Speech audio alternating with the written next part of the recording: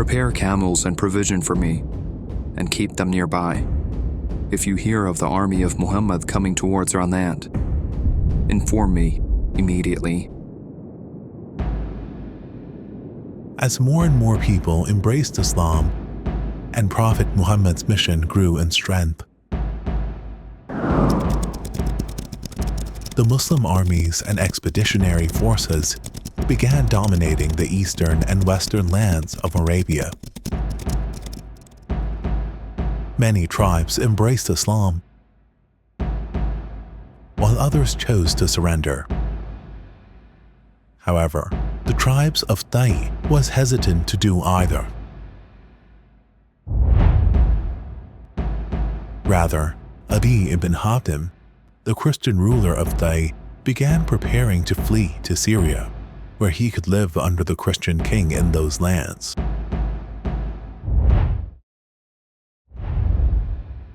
And it was one evening, the time he was fearful of had arrived, when Adi's servant came rushing to him.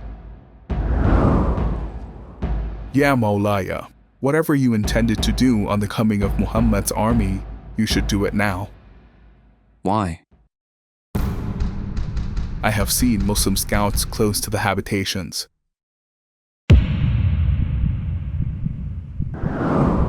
Bring the camel which I ordered you to get ready."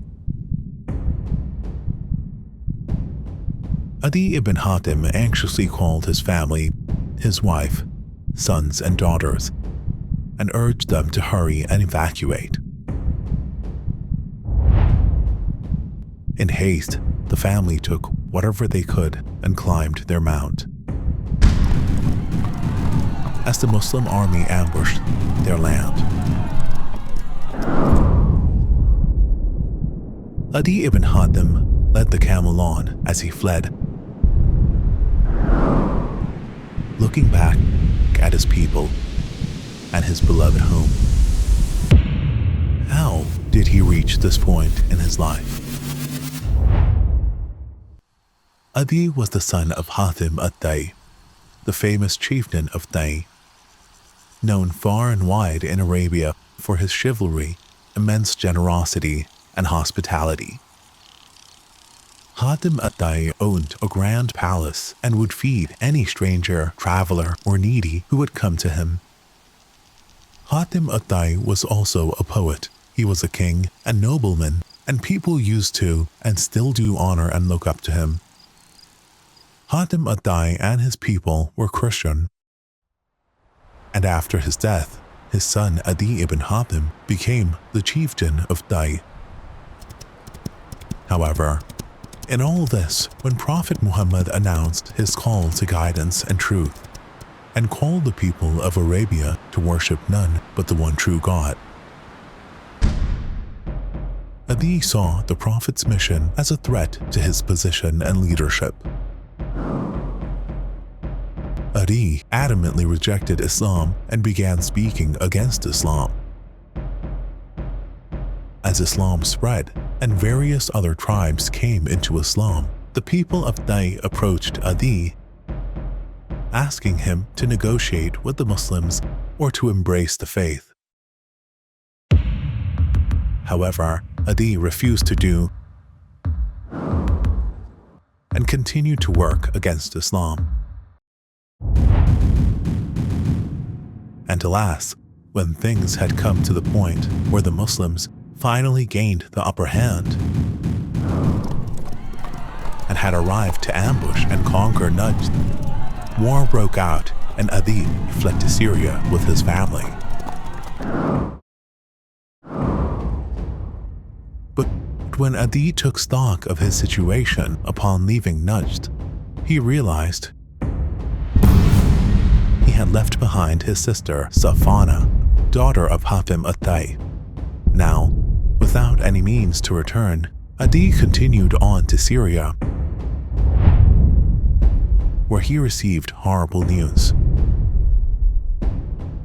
Muhammad's forces have captured Safana and others of al-Tai and took them to Medina. Adi was devastated and shattered. He didn't know what was going to happen. How was his sister? What was he going to do?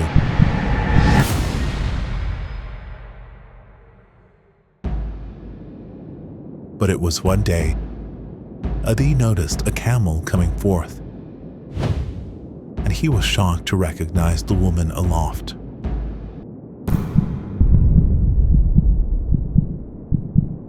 The daughter of Hatim, Safana. But Safana did not look pleased. She said from aloft her mount,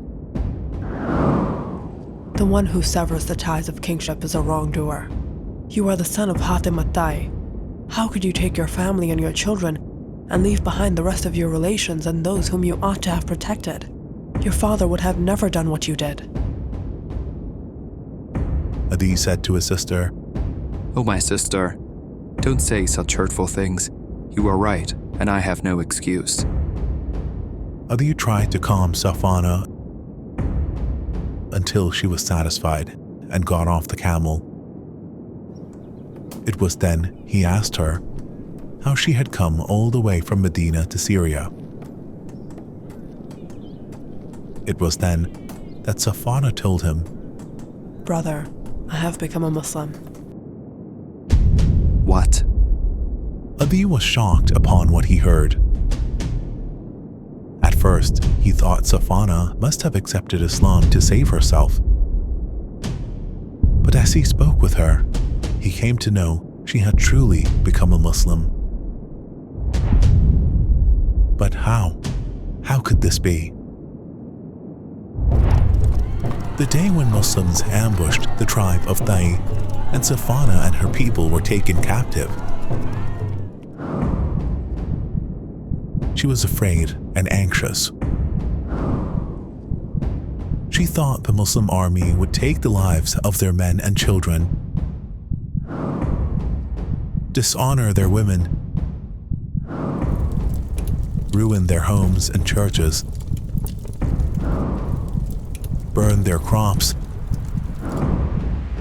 slaughter their animals, and perhaps force them to embrace Islam.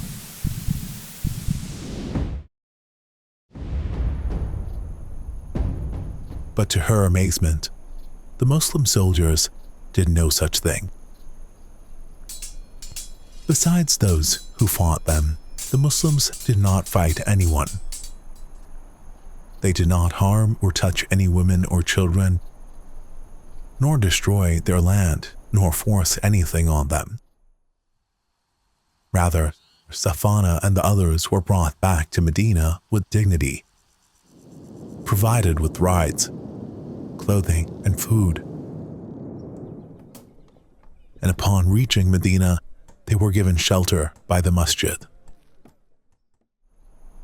Seeing the kindness, compassion, and righteousness of the Prophet and the Muslims, Safana was impressed and amazed. So it was one day, while she saw the Prophet passing by, she stood up and said, "Ya Rasulullah, I am Safana bint Hatim al-Tai. My father is no more, and my guardian is no longer with me. Be gracious to me and set me free, and God will be gracious to you." Hearing her, Prophet Muhammad asked, "And who is your guardian?" Safana said, "Adi ibn Hatim." "The one who fled from Allah and His Messenger?"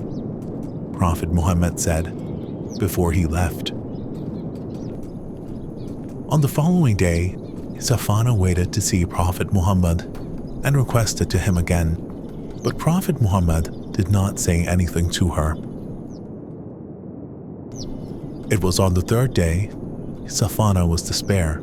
She didn't know if she should ask him. But it was then that Ali ibn Abi Talib signaled her to approach the Prophet. So she did. And this time, the Prophet said to his companions, "Let her go, for her father loved noble ways, and God loves them." So Safana was freed. But just then, Ali ibn Abi Talib came to her and whispered, "Request the Prophet for a camel." So Safana went to Prophet Muhammad and said to him, O Rasulullah, I want to join my family in Syria. All right, but don't leave in a hurry, said the Prophet, until you find someone you can trust from your people who can accompany you to Syria. If you find a trustworthy person, let me know. So Safana stayed in Medina until a trustworthy person arrived, among whom was some of her people. So she went to the Prophet and said, O Rasulullah, a group of my people have come and they can take me to my family. So Prophet Muhammad arranged for a camel and gave her fine clothes and an adequate sum of money and allowed her to go her way. Some of the people of Medina had been speaking of Adi ibn Hatim and looking down on what he did, abandoning his people and fleeing.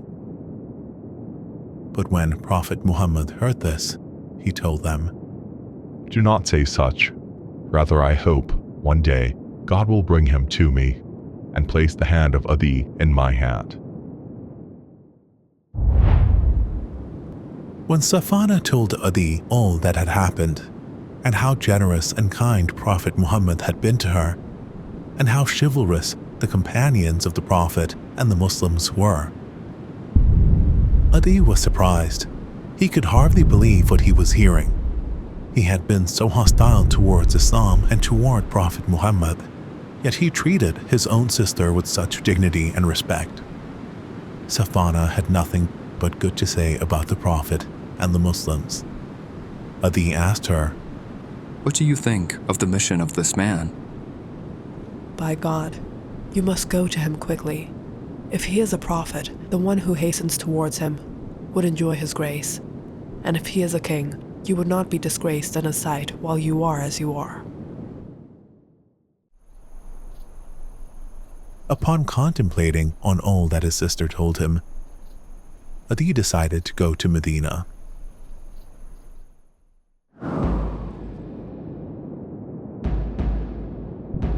He knew nothing of how the Prophet would treat him after what he had done, but he could no longer keep away from him. When Adi arrived to Medina, the people immediately recognized him and began shouting, It is Adi ibn Hatim. Adi ibn Hatim. Adi heard that Prophet Muhammad was in the masjid, so he went to him and greeted him. Seeing him, Prophet Muhammad asked, Who is this man? I am Adi ibn Hatim al-Tai. O Adi ibn Hatim, what made you run away? Did the thought of saying that there is none worthy of worship but Allah make you run away? Is anyone worthy of worship but Allah? The Prophet asked, before he got up and shook his hand and invited Adi to his home. Adi followed after him, but it was on the way. Suddenly, an old frail woman with a young boy stopped him. Adi watched in amazement as the old woman began complaining to him about her troubles, and the Prophet patiently listened to her and spoke with her. Adi thought to himself, By God, this is no king. When Prophet Muhammad had settled things for the old woman, he then escorted Adi to his home.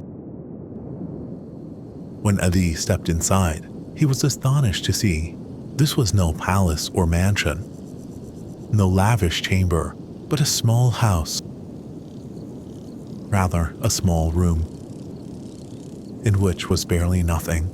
There was but one leather cushion stuffed with dry grass, which the Prophet placed for Adi and said, Sit on this. Adi felt embarrassed and said, Rather, you sit on it. but the Prophet insisted, and he himself sat on the ground. Seeing this, Adi was amazed. By God, this is not the manner of a king. Adi then noticed that Prophet Muhammad was looking at the gold cross he was wearing around his neck.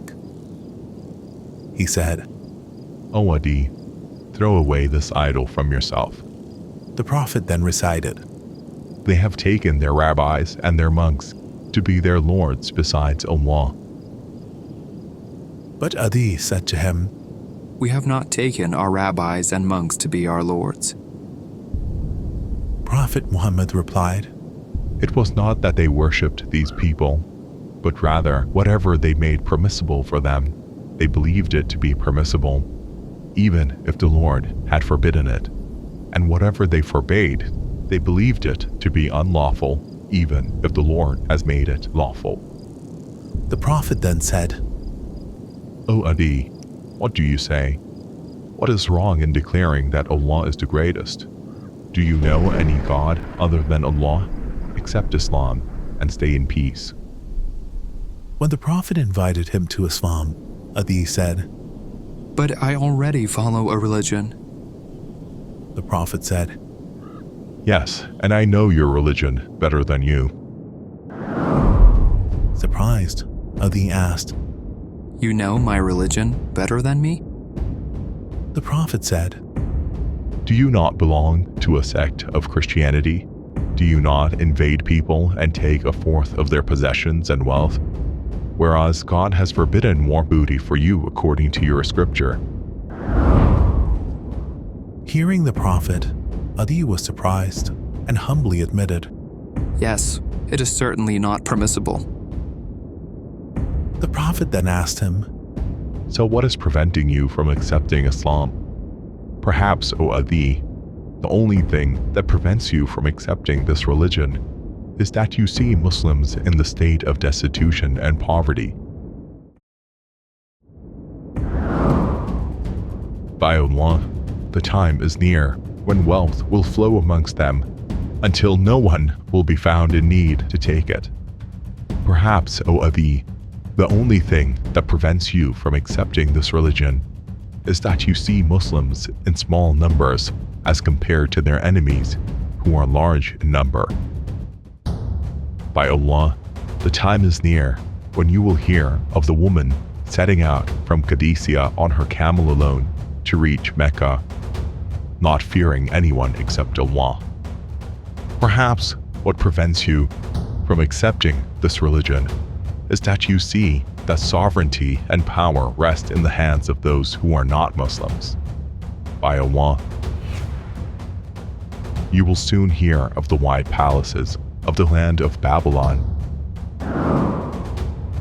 opening up for the Muslims, and the treasures of Geisar and Khusro falling in their hands. Incredulously, Adi asked, The treasures of Khusro, the son of Hormuz? Prophet Muhammad said, Yes, the treasures of Khusro, the son of Hormuz. It was then, upon contemplating on everything, and seeing the simplicity of Prophet Muhammad,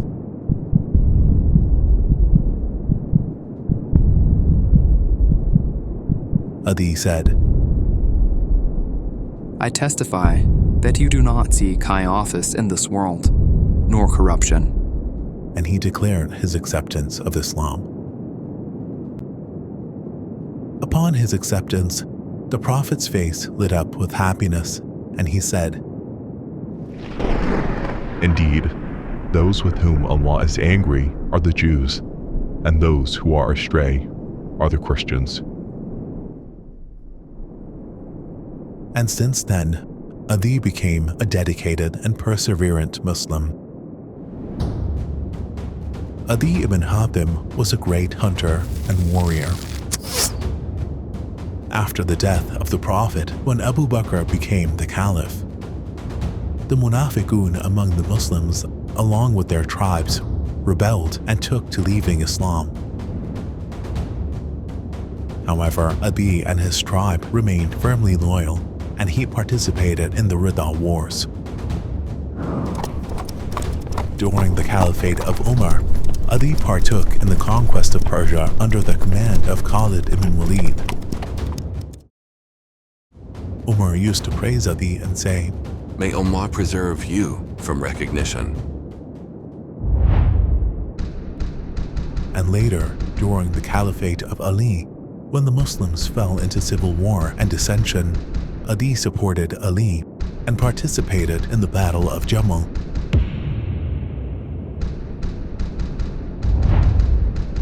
Siffin,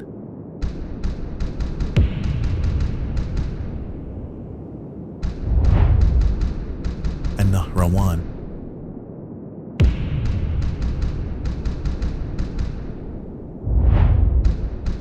Of his 3 sons, Duraif was martyred in the Battle of Jamal. Durfa was martyred in the Battle of Nahrawan.